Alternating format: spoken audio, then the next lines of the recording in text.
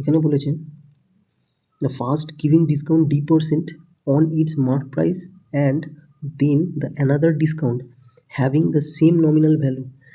এই কথাটার উপর জোর দিতে হবে, হ্যাভিং সেম নমিনাল ভ্যালু, অর্থাৎ কেন বলেছে প্রথম যে টাকাটা ডিসকাউন্ট দিয়েছিল পরে সেই সমান পরিমাণ টাকা ডিসকাউন্ট দিয়েছে, ডিসকাউন্টের পার্সেন্টেজ এক নয় কিন্তু সমান পরিমাণ ডিসকাউন্ট দিয়েছে, অর্থাৎ এখানে দুটো ডিসকাউন্টের ভ্যালুটা এক। যে মার্ক প্রাইস যেটা 3600, সেখান থেকে সেলিং প্রাইস 504, সেটাকে বাদ দিলে হয় 3096।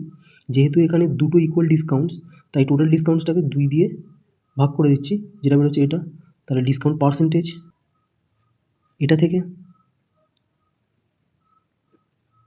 টোটাল যেটা মার্ক প্রাইস বাই 100, এটা 9 দিয়ে যাচ্ছে, 172, 4 দিয়ে গেলে 43, অর্থাৎ 43% ডি।